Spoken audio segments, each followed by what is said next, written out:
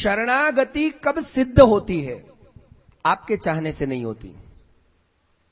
इसलिए चरण सेवा में जो कहा कि संतों का समागम, भगवदियों का संग,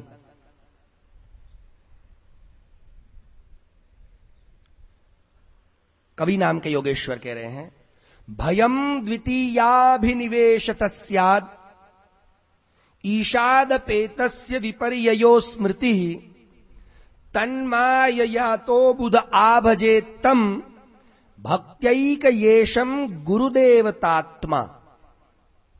ये शरणागति सबसे पहले हमें गुरु की करनी है। अव्वल कवि तो ये कह रहे हैं कि गुरु को ही शरण में जाना है, गुरु को ही शरणागत होना है, हमें सबसे पहले नहीं। अगर हमारा कोई शरण है तो वो गुरु है, भगवान तक वो ले जाएगा। जैसे इस बात को समझाने के लिए एकादश स्कंद में आगे उद्धव जी ने जो भगवान से ज्ञान पाया और भगवान ने जो श्लोक कहा उसका उल्लेख भी यहां आता है टीका में, श्री सुबोधिनी जी में। क्योंकि कवि नाम के योगेश्वर ने क्या कहा कि ये वही भगवता प्रोक्ता उपाया यात्मलब्धये, जो उपाय भगवान ने बताए हैं वही उपाय शरणागति साधने वाले। कौन से उपाय? नृदेहमाद्यम सुलभम सुदुर्लभम प्लवम सुकल्पम गुरुकर्णधारम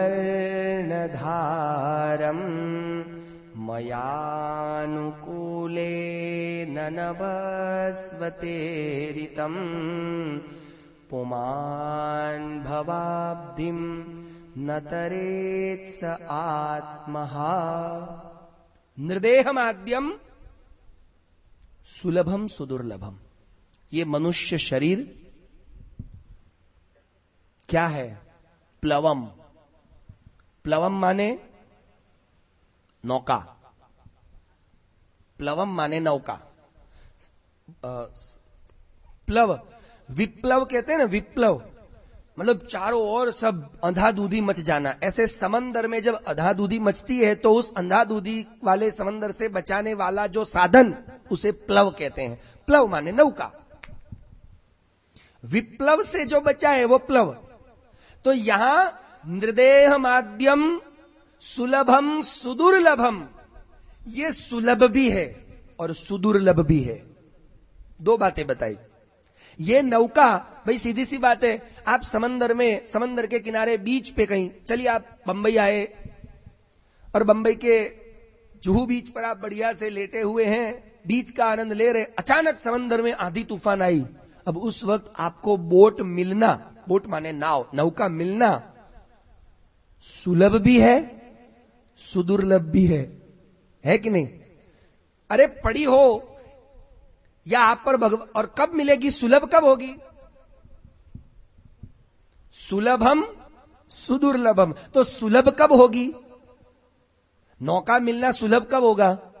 अगर भगवान की कृपा हो तो शायद कोई नौका किनारे पर बीच पर ही पड़ी और आप लेके तैरने लग जाओ, चलो आप तो पानी में से बच जाओगे। और सुदुर्लभ, अगर उनकी कृपा नहीं है और किनारे पर तो नौका पड़ी है पर आप उसी वक्त तैरने गए थे, अब आधे बीच में पहुंच चुके हैं और नाव पड़ी है किनारे पर, अब पानी इतना है कि आप किनारे जा नहीं सकते, अब क्या करोगे? दिख रही है पर प्राप्त होना सुदुर्लभ है। तो ये मनुष्य शरीर रूपी प्लव भगवान उद्धव जी को उपदेश देते हैं, हे उद्धव, नृदेहम आद्यम सुलभम सुदुर्लभम। सुलभ भी है, सुदुर्लभ, दुर्लभ नहीं, बहुत भारी है, सुदुर्लभ। पर ये है प्लवम, नौका। और इस नौका को इस भयंकर आंधी तूफान वाले समंदर में चलाना वो न तुम्हारे बस में है ना ही सामान्य आदमी के बस में है। वो तो जो अच्छा खेवैया है, जो अच्छा नाविक है, वही चला सकता है, जिसे इस समंदर की जानकारी है कि इस समंदर में कहां चक्रवाक है, कहां खड्डे हैं, कहां बड़ी बड़ी तिमिंगल, तिमिंगल माने बहल, वहली बोलते हैं, क्या बोलते हैं आप? वो शार्क को क्या बोलेंगे आप? वेल। बड़ी बड़ी वहल कहां है, शार्क कहां है, कहां खड्डे हैं, कहां किसने जाल बिछाया है, इन सब चीजों की जिस नाविक को जानकारी है, जिस समंदर की, वही आपको बचा बचा के सब जगह से ले जाएगा। और वो कौन है? गुरु कर्णधारम। भगवान क्या उपदेश देते हैं? वो नाविक कौन है? वो खेवैया कौन है? खेवैया कौन? गुरु। कर्णधारम, आपका कर्णधार है वो। और भगवान कहते हैं कि हे उद्धव, तुझे मालूम है मैंने गधा बनाया, कुत्ता बनाया, बिल्ली बनाई, पंछी बनाए, कीड़े मकोड़े बनाए, डायनासोर बनाया, हाथी बनाया, सब बनाया, पर जब मैंने ये मनुष्य बनाया ना, मुझे बड़ा सुकून मिला। तो ये मनुष्य शरीर क्या है? प्लवम सुकल्पम, सुंदर कल्पना। भगवान कहते हैं सब कुछ बनाया मैंने अपनी कल्पना से, पर जब ये इंसान बनाया ना, ये मेरी सबसे अंतिम परिणति, अंतिम शिल्प, ये मेरी सुंदर कल्पना है। पर दुख इसी बात का है कि मेरी सुंदर कल्पना ने ही मुझे कुरूप कर दिया। इसी सुंदर कल्पना ने गुरु रूपी कर्णधार दिया। इतना ही नहीं, गुरु कर्णधारम फिर कहते हैं मयानुकूले नभस्वतेरितम, नभस्वता ईरितम। नभस्वता ईरितम नाम, नभ माने प्राण, ईरितम मैंने सामान्य नाव नहीं दी, ये जो 2 हाथ से चलाई जाती है, ऐसी नाव नहीं दी, मैंने स्पीड बोट दी है। कौन सी बोट? ये मनुष्य शरीर कौन सी बोट है? कभी बैठे हैं स्पीड बोट में? कभी जाइए घूमने थाईलैंड वाईलैंड, नहीं मतलब वहां स्पीड बोट का आनंद लीजिए। यो स्पीड बोट गोवा में भी है, स्पीड बोट, आप गोवा भी जा सकते हैं घूमने के लिए। यहां है कि नहीं मालूम नहीं। अच्छा दीव भी बीच, मैं दीव गया नहीं ना, पर आपने स्पीड बोट देखी है कि नहीं? 500 की स्पीड से चल सकती है, पर आप लोगों को अगर चलाना नहीं आता या पानी से डर लगता है, तो आप जब अगर कहीं जाओगे तो वो लोग क्या करेंगे, एक आपको बचाने वाला गोताखोर आपके साथ में, एक मास्टर आपके साथ में देंगे, आपको वो बकायदे सब पहना देंगे, जैकेट वैकेट, और फिर बोलेंगे तुम पकड़ के बैठो, या तो तुम आपको बांध देंगे और वो आगे से चलाएगा। तो भगवान कहते हैं नभस्वतेरितम, नभस्वता ईरितम, प्राणों की गति इतनी मैंने बढ़ा दी कि ये जीवात्मा चाहे तो एक क्षण में मुझे प्राप्त कर सकता है। प्रहलाद की तरह 5 साल की आयु में, ध्रुव की तरह 5 साल की आयु में, नचिकेता की तरह 5 साल की आयु में मुझे प्राप्त कर सकता है वो। अरे इनको तो 5 साल लगे, ध्रुव के चलो 6 महीने का तप गिनते हैं, ध्रुव जी ने 6 महीने तप किया। प्रहलाद जी 100 वर्ष तक मां के गर्भ में रहे और ज्ञान प्राप्त किया, चलो उनके 100 वर्ष। पर राजा खटवांग, मानधाता, उनकी बात कर रहे, भगवान कह रहे ये मैंने ऐसी स्पीड बोट दी है कि खटवांग और मानधाता की तरह आप एक घड़ी के छठे पल में, एक क्षण में अपना आत्मकल्याण कर सकते हैं, ऐसी मैंने स्पीड बोट दी है। पर हे उद्धव, वो स्पीड बोट को सही तरीके से चलाने वाला गुरु, और उस गुरु को प्राप्त करके, उस गुरु के चरणों की उपसत्ति कर करके अगर इस भवसागर को कोई पार नहीं करता तो वो आत्महत्यारा है, वो इस बोट का विनाशक है। और उस विनाश के बाद मैं पुनः कभी उसे इस बोट पर न आने देता हूं, ना ही ऐसी बोट कभी उसे प्रोवाइड करता हूं, क्योंकि वो लायक नहीं है। कितना बड़ा नुकसान करा दिया उसने। तो यहां पर शरणागति हम सिद्ध नहीं कर सकते। कब सिद्ध होगी?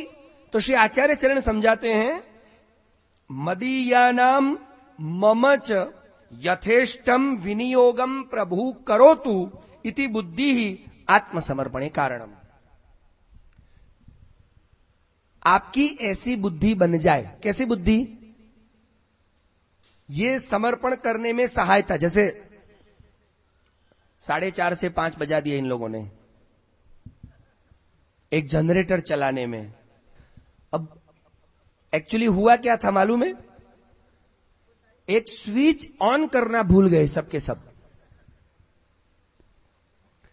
रस्सी खींच रहे हैं, पहलवान है, एक भी ऐसा नहीं है जो पहलवान नहीं है, सबके बाहुओं में ताकत ज्यादा है, पर भाई अकेली रस्सी खींचने से कुछ नहीं होगा, उसमें डीजल भी तो चाहिए, पर डीजल जाने के लिए जो स्विच है वो ही ऑफ कर रखी है, तो चालू कैसे होगा?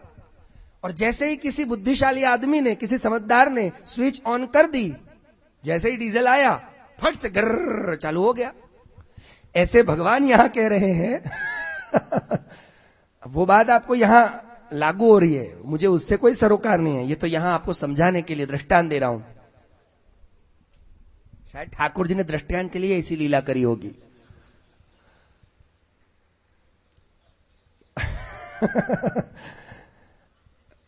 अब बात समझ रहे हो? आत्मसमर्पण करने में, शरणागति सिद्ध होने में ये 6 लक्षण भी जो अभी आपने लिखे होंगे या आपने सुने होंगे कि अनुकूल संकल्प, प्रतिकूल विसर्जनम, रक्षिष्यति विश्वास, गोप्तृत्व वर्णम यथा, आत्मनिक्षेप और कार्पण्य, षड्विधा शरणागति। ये 6 शरणागति के जो स्टेप हैं वो स्टेप भी आप कब चढ़ोगे? भगवान के मैं अनुकूल सब आज से करूंगा, ये भाव कब आएगा? जब ऐसी बुद्धि आएगी। और ऐसी बुद्धि कौन देगा? सदगुरु। कौन सी बुद्धि? तो वो यहां श्री महाप्रभु जी समझाते हैं, ये बुद्धि है वो डीजल का काम करती है गाड़ी को चलाने में। कौन सा? मदीयानाम च मम च यथेष्टम विनियोगम प्रभु करोतु। मेरा और मेरे,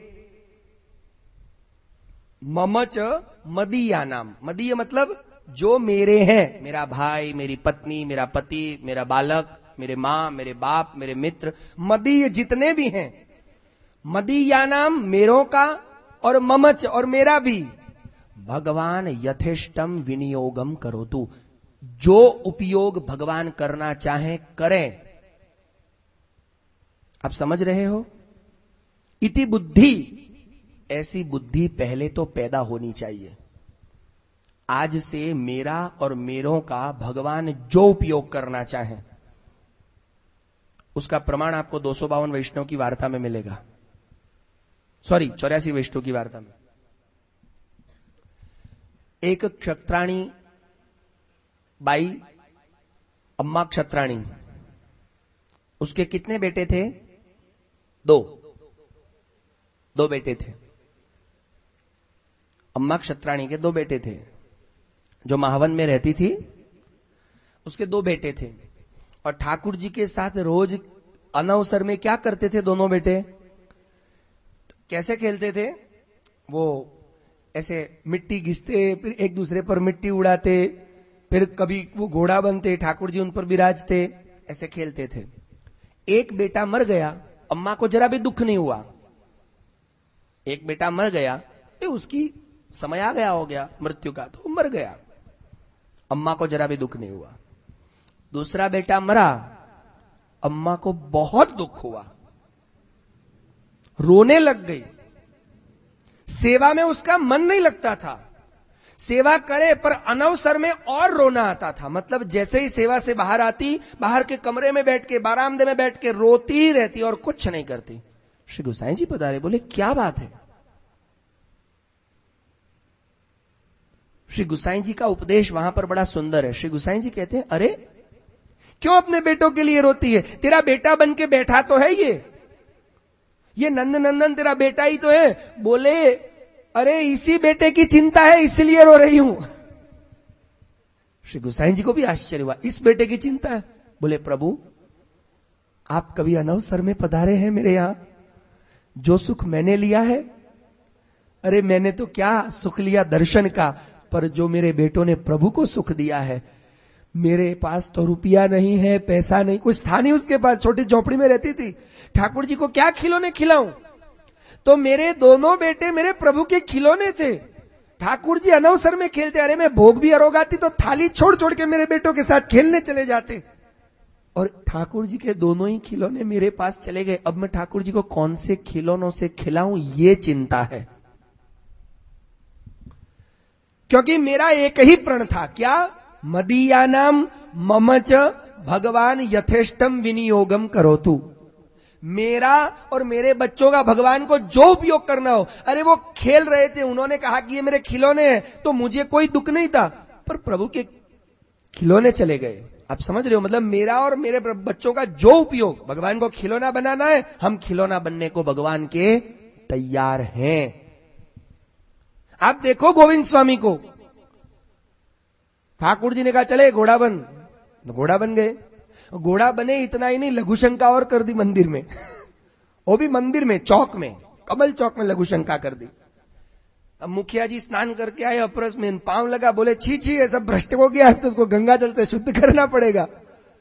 श्री गुसाइन जी को बुलाया कि आप कृपा करके, कृपानाथ आप ये गोविंद स्वामी को समझाइए। श्री गुसाइन जी आके कहते, ओए सुन गोविंदा, तो गोविंद स्वामी को गोविंदा कहते, सख्य भक्ति थी ना, गोविंदा ऐसा क्यों करते हो?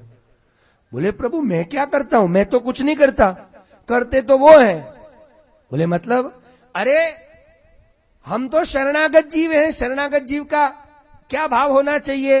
मदीयानाम मम च यथेष्टम विनियोगम, भगवान करो तू, मेरा और मेरे जो है उनका जो भी उपयोग, और मेरा और मेरों का मतलब सिर्फ मेरे बच्चे ही नहीं, मेरा घर, मेरा परिवार, मेरे पैसे, वो मेरा नहीं है, उसका भगवान को जैसा उपयोग करना हो, जो उपयोग करना हो वो भगवान करें, उसमें मेरा कोई भी विरोध, मन में विरोध तक ना आए।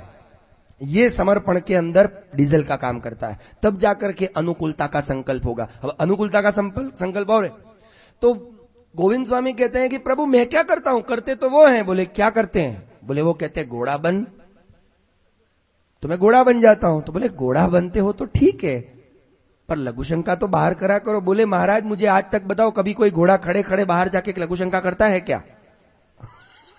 श्री गुसाई जी हंसने लगे, ये अद्भुत बात है। बोले मेरे ठाकुर मुझे जब घोड़ा बनाते हैं तो मुझे तो पूरा घोड़ा बनना पड़ेगा ना, और जब तक मेरे अंदर वो घोड़े का भाव ना आए, एहसास ना आए, तो प्रभु को मजा क्या है? अब मुझे लघुशंका आई और मैं कह दूं कि प्रभु नीचे उतरो जरा मैं आता हूं। अब दूसरी बात, भाई मैं वैष्णव हूं, अब लघुशंका करने जाऊं तो मुझे जनेऊ चढ़ानी पड़ेगी, हाथ धोना पड़ेगा, पांव धोना पड़ेगा, कुल्ला करना पड़ेगा, 15, 20, 25 मिनट, क्योंकि ऊपर से नीचे उतरना। उस वक्त ठाकुर जी कहां विराजते थे? गिरिराज जी के ऊपर। अब ऊपर से मैं नीचे उतरूं, नीचे उतर के पता नहीं कितने दूर जाऊं, कहीं कुंड ढूंढूं, हाथ मुंह धोऊं, कुल्ला करूं, वापस ऊपर जाऊं, तब तक तो उत्थापन का टाइम हो जाए, ठाकुर जी का वो जो घोड़े पे बैठने का मूड है वो मूड खत्म हो जाए, तो प्रभु का सुख सोचूं कि मेरा? श्री गुसाई जी कहते नहीं, तुझे छूट है, तू कर। भगवान को जो उपयोग, और आप लोगों ने कथा पढ़ी होगी कि उस घोड़े का उपयोग करने के चक्कर में गोविंद स्वामी के दोनों घुटने घिस गए, और उनको दर्द का एहसास नहीं, क्योंकि मेरे प्रभु ने घोड़े के रूप में भी उपयोग किया, ये शरीर सार्थक हो गया, एक बार भी विराजे तो मेरा शरीर सार्थक है। इस भूतल पर जन्म लेना सार्थक है, प्रभु के काम में तो आया शरीर। जैसे गोपिकाएं कहती हैं, अरे प्रभु के पेट का दर्द मिट जाए, हम नरक में क्यों न चले जाए, हमारा जीवन लेना सार्थक हो गया, मिट्टी देना सार्थक हो गया। प्रभु जैसा उपयोग करना चाहे तो यह समर्पण का भाव, अभी तो समर्पण बहुत बड़ा गहरा है। श्री आचार्य चरण बताते हैं कि समर्पित जीवन ही वैष्णवी जीवन है, और वही भागवत धर्म है। और वो समर्पित जीवन अनुकूल से संकल्प माने क्या, और सिर्फ अनुकूल से संकल्प नहीं, प्रतिकूल विसर्जनम, उसको समझने के लिए हमें कवि योगेश्वर का दूसरा श्लोक पढ़ना पड़ेगा। कवि कहते हैं, कायेन वाचा मनसेन्द्रियैर्वा बुद्ध्यात्मना वान्युश्रुत स्वभावात् करोति यद्यत् सकलं परस्मै नारायणायेति समर्पयेतत्। क्या कहा? कायेन वाचा मनसा इंद्रियैर्वा बुद्ध्या आत्मना अनुस्युत स्वभावात।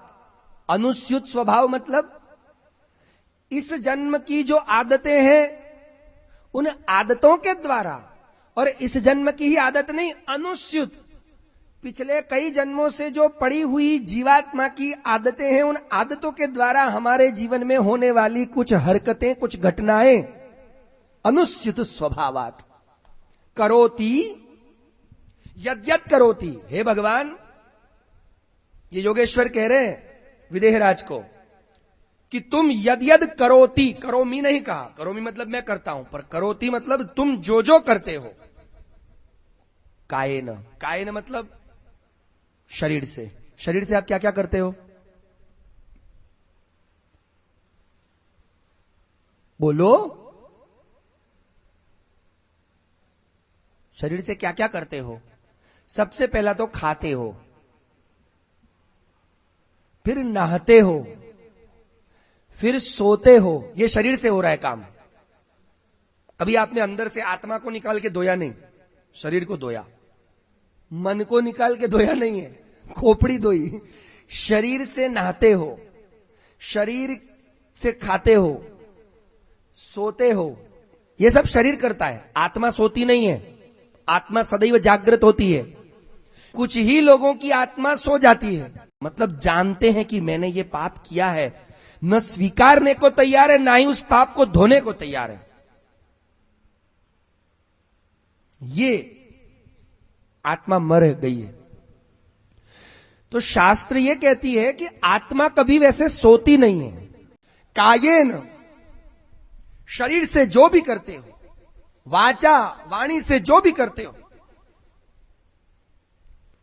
आप शरीर से करते हो, हिंसा मत करो, क्योंकि क्या सिखाते हैं?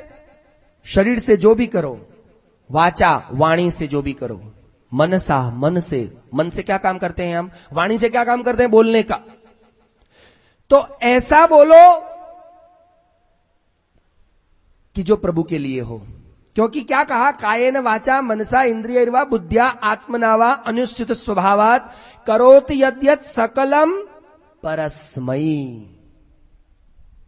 आप काया से जो कुछ करें, वाणी से जो कुछ करें, मन से जो कुछ करें, बुद्धि से जो कुछ करें, अनुचित स्वभाव से जो कुछ करें, वो जो कुछ भी करें वो सिर्फ परस्मै, उसके खुशी के लिए होना चाहिए, उसके सुख के लिए होना चाहिए। सकलम परस्मै, और उसकी खुशी का विचार करके करें, और फिर नारायणायेति समर्पयेतत्, उसकी खुशी का विचार रख करके करें और फिर उसी को ही समर्पित कर दें, अपने पास रखे भी नहीं।